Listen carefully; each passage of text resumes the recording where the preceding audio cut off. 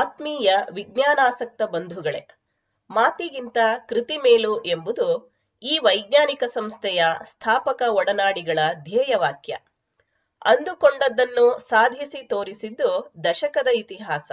ಈಗ್ಗೆ 10 ವರ್ಷಗಳ ಹಿಂದೆ 9 ಜನ ಸಮಾನ ಮನಸ್ಕ ಸರ್ಕಾರಿ ಶಾಲಾ ಕಾಲೇಜಿನ ವಿಜ್ಞಾನ ಶಿಕ್ಷಕರು ವಿದ್ಯಾರ್ಥಿಗಳಿಗೆ ವಿಜ್ಞಾನದ ಪ್ರಾಯೋಗಿಕ ಅನುಭವಗಳನ್ನು ನೀಡುವ ಮತ್ತು ಜನಸಾಮಾನ್ಯರಿಗೂ ವೈಜ್ಞಾನಿಕ ಅರಿವನ್ನು ಮೂಡಿಸುವ ಸಲುವಾಗಿ ಕಟ್ಟಿದ ಸಂಸ್ಥೆಯೇ ಮೈಸೂರು ಸೈನ್ಸ್ ಫೌಂಡೇಶನ್. ದಿನಾಂಕ 11 ಜುಲೈ 2012 ಸಾಂಸ್ಥಿಕ ರೂಪ ತಳೆದ ಮೈಸೂರು ಸೈನ್ಸ್ ಫೌಂಡೇಶನ್ ಅಧಿಕೃತವಾಗಿ ಉಪನೋಂದಣಾಧಿಕಾರಿಗಳ ಕಚೇರಿಯಲ್ಲಿ ನೋಂದಾಯಿಸಲ್ಪಟ್ಟಿತು. ಮಹಾಪೋಷಕರಾದ ಹಿರಿಯ ವಿಜ್ಞಾನಿ ಡಾಕ್ಟರ್ ಟಿ ತಿಪ್ಪೇಸ್ವಾಮಿ, ಗೌರವಾಧ್ಯಕ್ಷರಾದ ಪ್ರೊಫೆಸರ್ ಎಂಆರ್ ನಂದನ್ ಮತ್ತು ಅಧ್ಯಕ್ಷರಾದ ಸಿ ಕೃಷ್ಣೇಗೌಡ ರವರ ಮಾರ್ಗದರ್ಶನದಲ್ಲಿ ಎಂಎಸ್ಎಫ್ ತನ್ನ ಕಾರ್ಯವನ್ನು ನಿರ್ವಹಿಸುತ್ತಾ ಬಂದಿದೆ. ವಿಜ್ಞಾನ ಹರಡೋಣ, ಮೌಢ್ಯರಹಿತ ಸಮಾಜ ಕಟ್ಟೋಣ ಎಂಬ ಧ್ಯೇಯ ವಾಕ್ಯದೊಂದಿಗೆ ಪ್ರಾರಂಭವಾದ ಎಂಎಸ್ಎಫ್ 2012ರ ಪ್ರಾರಂಭಿಕ ವರ್ಷದಲ್ಲಿ ತಿಂಗಳ ವಿಜ್ಞಾನ ಉಪನ್ಯಾಸ ಮಾಲಿಕೆಯನ್ನು ಪ್ರಾರಂಭಿಸಿತು. ಕಲಾಮಂದಿರದ ಮನೆಯಂಗಳದಲ್ಲಿ ಪ್ರತಿ ತಿಂಗಳ 2ನೇ ಶನಿವಾರ ಸಂಜೆ 6ರಿಂದ 7:30ರವರೆಗೆ ಈ ಕಾರ್ಯಕ್ರಮವನ್ನು ಹಮ್ಮಿಕೊಂಡು ಸಾಮಾನ್ಯ ಜನರನ್ನು ಕಾರ್ಯಕ್ರಮಕ್ಕೆ ಆಹ್ವಾನಿಸುತ್ತಿದೆ. ಪ್ರಚಲಿತ ವೈಜ್ಞಾನಿಕ ವಿದ್ಯಮಾನಗಳನ್ನು ಕುರಿತು ಖ್ಯಾತ ವಿಜ್ಞಾನಿಗಳು, ಪ್ರೊಫೆಸರ್ಗಳು ಮತ್ತು ತಜ್ಞರಿಂದ ಉಪನ್ಯಾಸಗಳನ್ನು ಏರ್ಪಡಿಸಲಾಗುತ್ತಿದೆ. ಕೋವಿಡ್-19ಕ್ಕೂ ಮೊದಲು 82 ಉಪನ್ಯಾಸ ಸರಣಿ, ಕೋವಿಡ್-19ರ ಸಂದರ್ಭದಲ್ಲಿ ಆನ್ಲೈನ್ನಲ್ಲಿ 144 ಉಪನ್ಯಾಸ ಸರಣಿ, ಒಟ್ಟು 256 ಉಪನ್ಯಾಸ ಸರಣಿಗಳನ್ನು ನಡೆಸಿದೆ. ಸಮಾಜದಲ್ಲಿನ ಮೂಢನಂಬಿಕೆಗಳು ಮತ್ತು ಮೌಢ್ಯತೆಗಳನ್ನು ಹೋಗಲಾಡಿಸುವ ನಿಟ್ಟಿನಲ್ಲಿ ಪ್ರೊಫೆಸರ್ ನರೇಂದ್ರ ನಾಯಕ್ ರವರಿಂದ ತರಬೇತಿ ಪಡೆದ ಎಂಎಸ್ಎಫ್ನ ಎನ್ ಮಹದೇವಪ್ಪ, ಡಿಎಸ್ ವೈಜಯಂತಿ ಮತ್ತು ಜಿಬಿ ಸಂತೋಷ್ ಕುಮಾರ್ ಅವರು ಗ್ರಾಮೀಣ ಶಾಲಾ ಕಾಲೇಜುಗಳಲ್ಲಿ ಎನ್ಎಸ್ಎಸ್ ಶಿಬಿರಗಳಲ್ಲಿ 250ಕ್ಕೂ ಹೆಚ್ಚು ಪವಾಡ ರಹಸ್ಯ ಬಯಲು ಕಾರ್ಯಕ್ರಮಗಳನ್ನು ನಡೆಸಿಕೊಟ್ಟಿದ್ದಾರೆ. ಈ ಕಾರ್ಯಕ್ರಮವು ವಿದ್ಯಾರ್ಥಿಗಳಿಂದ ಮತ್ತು ಸಾರ್ವಜನಿಕರಿಂದ ಹೆಚ್ಚು ಪ್ರಶಂಸೆಗೆ ಒಳಗಾಗಿದೆ.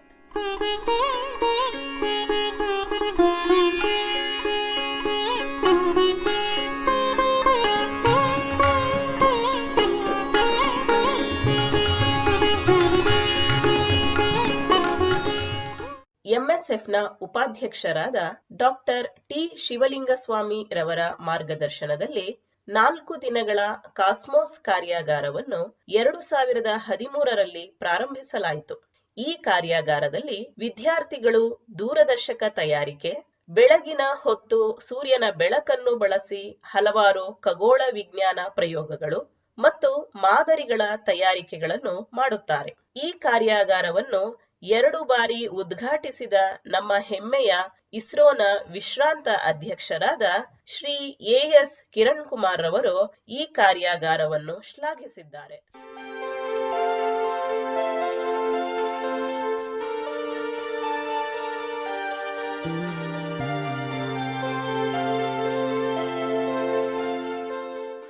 ವಿದ್ಯಾರ್ಥಿಗಳಲ್ಲಿನ ಕುತೂಹಲ ತಣಿಸುವ ಮತ್ತು ಅವರ ಅನುಮಾನಗಳನ್ನು ಬಗೆಹರಿಸುವ ಸಲುವಾಗಿ ವಿದ್ಯಾರ್ಥಿ ವಿಜ್ಞಾನಿ ನೇರ ಸಂವಾದ ಕಾರ್ಯಕ್ರಮವನ್ನು ಆರ್ಎಂಎನ್ಎಚ್ ನ ಸಹಯೋಗದಲ್ಲಿ 2014ರಲ್ಲಿ ಪ್ರಾರಂಭಿಸಲಾಯಿತು. ಪ್ರತಿ ತಿಂಗಳ 3ನೇ ಅಥವಾ 4ನೇ ಭಾನುವಾರ ನಡೆಯುವ ಈ ಕಾರ್ಯಕ್ರಮದಲ್ಲಿ ಪ್ರತಿಷ್ಠಿತ ಸಂಶೋಧನಾ ಸಂಸ್ಥೆಗಳಾದ CFTRI, DFRL, DRDO, CSRTI, ISRO, IISc ಇತ್ಯಾದಿ ಸಂಸ್ಥೆಗಳಿಂದ ಖ್ಯಾತ ವಿಜ್ಞಾನಿಗಳು ಆಗಮಿಸಿ ವಿದ್ಯಾರ್ಥಿಗಳೊಂದಿಗೆ ಸಂವಾದ ನಡೆಸುತ್ತಾರೆ.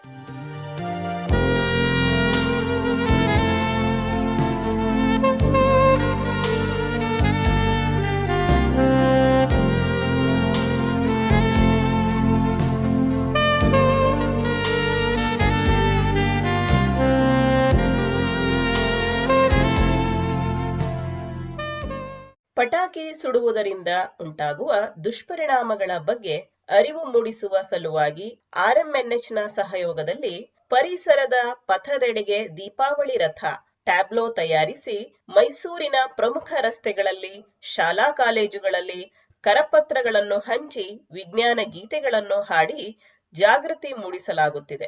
ಸದರಿ ಕಾರ್ಯಕ್ರಮವು ನಿರಂತರವಾಗಿ ನಡೆಯುತ್ತಾ ಬಂದಿದ್ದು, ಪ್ರಸ್ತುತ ರೋಟರಿ ಬನ್ನೂರು ಸಂಸ್ಥೆ ಸಹಯೋಗದಲ್ಲಿ ಮಂಡ್ಯ, ಮೈಸೂರು ಮತ್ತು ಚಾಮರಾಜನಗರ ಜಿಲ್ಲೆಗಳಲ್ಲಿ ಈ ಟ್ಯಾಬ್ಲೋ ಸಂಚರಿಸುತ್ತಿದೆ. ಈ ಕಾರ್ಯಕ್ರಮವು ಸಾರ್ವಜನಿಕರಿಂದ, ಮಾಧ್ಯಮಗಳಿಂದ ಹೆಚ್ಚು ಪ್ರಶಂಸೆಯನ್ನು ಪಡೆದಿದೆ.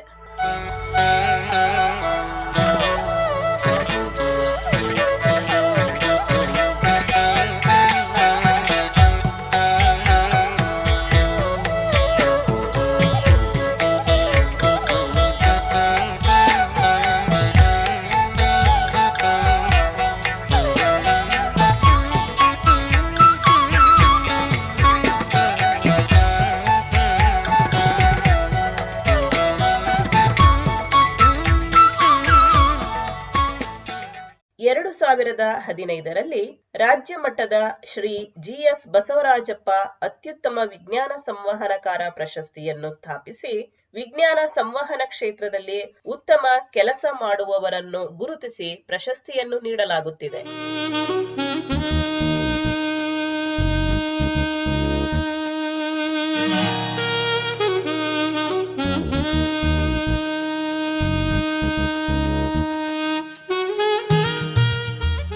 ವಿದ್ಯಾರ್ಥಿಗಳಲ್ಲಿ ವೈಜ್ಞಾನಿಕ ಮನೋಭಾವನೆಯನ್ನು ಉಂಟುಮಾಡುವ ಸಲುವಾಗಿ ಅನೇಕ ಸ್ಪರ್ಧೆಗಳನ್ನು 2012ರಿಂದ ನಿರಂತರವಾಗಿ MSF ಹಮ್ಮಿಕೊಳ್ಳುತ್ತಾ ಬಂದಿದೆ. ಪ್ರಮುಖವಾಗಿ ಚಿತ್ರರಚನೆ ಸ್ಪರ್ಧೆ, ವ್ಯಂಗ್ಯಚಿತ್ರ ರಚನೆ, ವಿಜ್ಞಾನ ಕವನ ರಚನೆ, ವಿಜ್ಞಾನ ಮಾದರಿ ತಯಾರಿಕೆ, ವಿಜ್ಞಾನ ನಾಟಕ ಸ್ಪರ್ಧೆ, ಪ್ರಬಂಧ ಸ್ಪರ್ಧೆ ಇತ್ಯಾದಿ.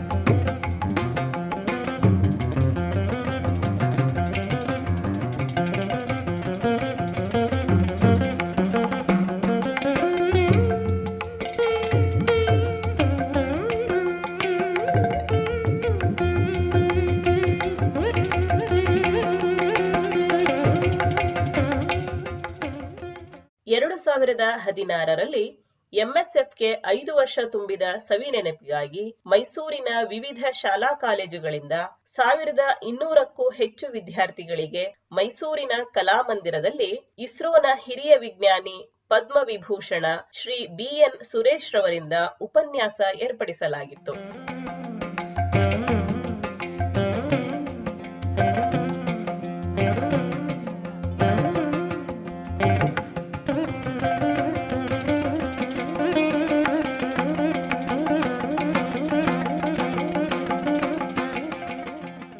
MSFನ ಕಾರ್ಯಕ್ರಮಗಳನ್ನು ಹೆಚ್ಚು ವಿದ್ಯಾರ್ಥಿಗಳಿಗೆ ತಲುಪಿಸುವ ಸಲುವಾಗಿ ಶಾಲಾ ಕಾಲೇಜಿನ ವಿಜ್ಞಾನ ಸಂಘಗಳಿಗೆ MSFನ ಸಹಯೋಗ ನೀಡಲಾಗಿದೆ. ಇದರಿಂದಾಗಿ ಕ್ಲಬ್ಗಳಲ್ಲಿ ವೈಜ್ಞಾನಿಕ ಕಾರ್ಯಕ್ರಮಗಳನ್ನು ಹಮ್ಮಿಕೊಳ್ಳಲು ಬೇಕಾದ ಸಂಪನ್ಮೂಲ ವ್ಯಕ್ತಿಗಳನ್ನು ಮತ್ತು ಕಾರ್ಯಕ್ರಮ ಸಂಘಟನೆಯನ್ನು MSF ಮಾಡಿಕೊಡುತ್ತಿದೆ. ಇದುವರೆವಿಗೂ ಒಟ್ಟು 30 ಶಾಲಾ ಕಾಲೇಜುಗಳ ಸೈನ್ಸ್ ಕ್ಲಬ್ಗಳಿಗೆ MSF ತನ್ನ ಸಹಯೋಗವನ್ನು ನೀಡಿದೆ. ಕ್ಲಬ್ನ ವಿದ್ಯಾರ್ಥಿಗಳಿಗಾಗಿ MSF ವಿಭವ ತ್ರೈಮಾಸಿಕ ವಿಜ್ಞಾನ ಪತ್ರಿಕೆಯನ್ನು ಹೊರತರುತ್ತಿದೆ.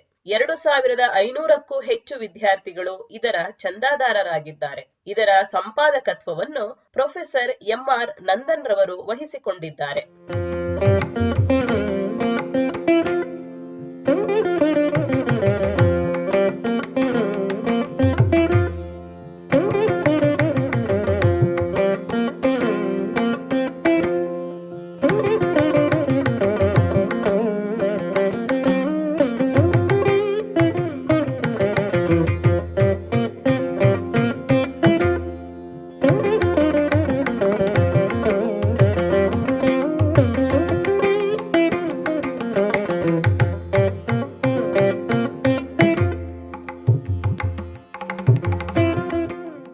ಬೇಸಿಗೆ ರಜೆಯಲ್ಲಿ ವಿದ್ಯಾರ್ಥಿಗಳಿಗಾಗಿ ಸೈನ್ಸ್ ಸಮ್ಮರ್ ಕ್ಯಾಂಪ್ ಅನ್ನು ಆಯೋಜನೆ ಮಾಡಲಾಗುತ್ತಿದೆ. ಮೊದಲಿಗೆ 2 ದಿನದಿಂದ ಪ್ರಾರಂಭವಾದ ಈ ಕಾರ್ಯಕ್ರಮ ಹೆಚ್ಚು ಬೇಡಿಕೆಯನ್ನು ಪಡೆದುಕೊಂಡು ಈ ವರ್ಷ 8 ದಿನಗಳ ಕಾಲ ನಡೆಸಲಾಯಿತು.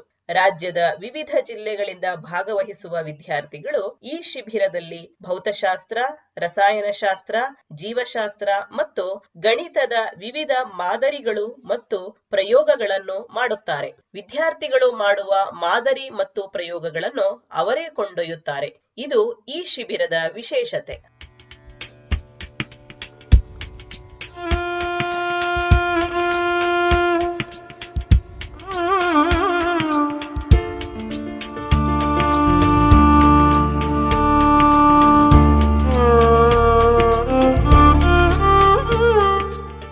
ಪರಿಸರದ ಕಾಳಜಿ ಬೆಳೆಸುವ ಮತ್ತು ಜೀವ ವೈವಿಧ್ಯತೆ ಉಳಿಸುವ ಸಲುವಾಗಿ ಪರಿಸರ ನಡಿಗೆ ಮತ್ತು ಪಕ್ಷಿ ವೀಕ್ಷಣೆ ಕಾರ್ಯಕ್ರಮವನ್ನು ವಿದ್ಯಾರ್ಥಿಗಳಿಗೆ ಮತ್ತು ಆಸಕ್ತರಿಗೆ ಭಾನುವಾರಗಳಂದು ಮೈಸೂರಿನ ಕೆರೆಗಳಲ್ಲಿ ಹಮ್ಮಿಕೊಳ್ಳುತ್ತಾ ಬಂದಿದೆ. ಪರಿಸರವಾದಿ ಮತ್ತು ವನ್ಯಜೀವಿ ಛಾಯಾಗ್ರಾಹಕರಾದ ಅರಣ್ಯ ಔಟ್ರೀಚ್ ನ ಸಂಸ್ಥೆಯ ಶ್ರೀ ಸಪ್ತಗಿರೀಶ್ ರವರು ಮತ್ತು ಅವರ ತಂಡ ನಿರಂತರವಾಗಿ ಈ ಕಾರ್ಯಕ್ರಮವನ್ನು ನಡೆಸಿಕೊಡುತ್ತಿದ್ದಾರೆ.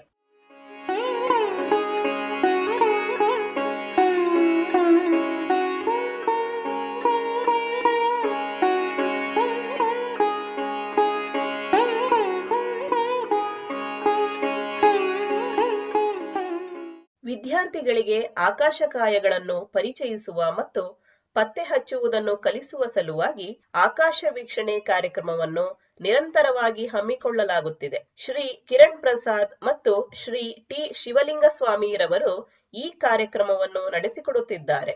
ಆಕಾಶವಾಣಿಯಲ್ಲಿ ಇವರು ಎಂಎಸ್ಎಫ್ ನ ಪರವಾಗಿ ಕಾರ್ಯಕ್ರಮಗಳನ್ನು ನಡೆಸಿಕೊಟ್ಟಿದ್ದಾರೆ.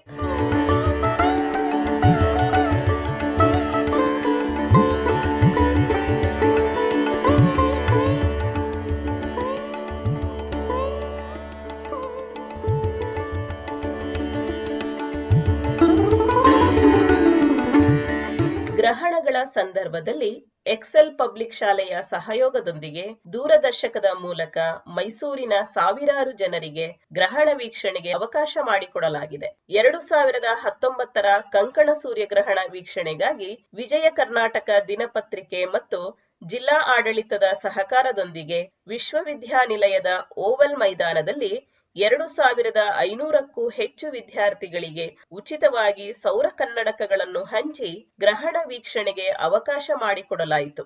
ಇದು ಇಂಡಿಯಾ ಬುಕ್ ಆಫ್ ರೆಕಾರ್ಡ್ನ ದಾಖಲೆ ಕೂಡ ಮಾಡಿತು.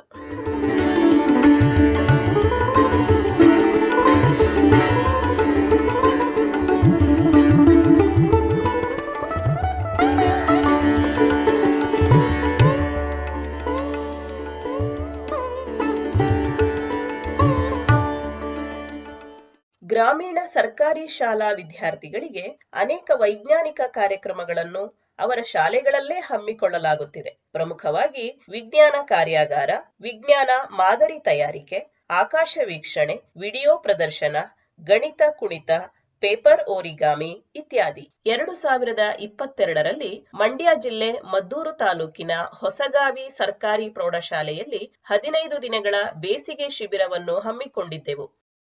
ವಿದ್ಯಾರ್ಥಿಗಳಲ್ಲಿ ಸಂಶೋಧನಾ ಮನೋಭಾವ ಹೆಚ್ಚಿಸುವ ಮತ್ತು ಪ್ರಸ್ತುತ ತಂತ್ರಜ್ಞಾನಗಳನ್ನು ಪರಿಚಯಿಸುವ ಸಲುವಾಗಿ ಟೆಕ್ನೋ ಟೂರ್ ಅನ್ನು ಎಂಎಸ್ಎಫ್ ಪ್ರತಿ ವರ್ಷ ಆಯೋಜನೆ ಮಾಡುತ್ತಿದೆ. ಪ್ರಮುಖ ಸಂಶೋಧನಾ ಸಂಸ್ಥೆಗಳಾದ CFTRI, CSRTI, DFRL, ISRO Bengaluru, ಐಐಎಸ್ಸಿಗಳಿಗೆ ಭೇಟಿ ನೀಡಲಾಗಿದೆ. ವಿದ್ಯಾರ್ಥಿಗಳಿಗೆ ಮಾತ್ರವಲ್ಲದೆ ಶಿಕ್ಷಕರಿಗೂ ಅನೇಕ ಪುನಶ್ಚೇತನ ಮತ್ತು ತರಬೇತಿ ಕಾರ್ಯಕ್ರಮಗಳನ್ನು ಹಮ್ಮಿಕೊಳ್ಳುತ್ತಾ ಬಂದಿದೆ.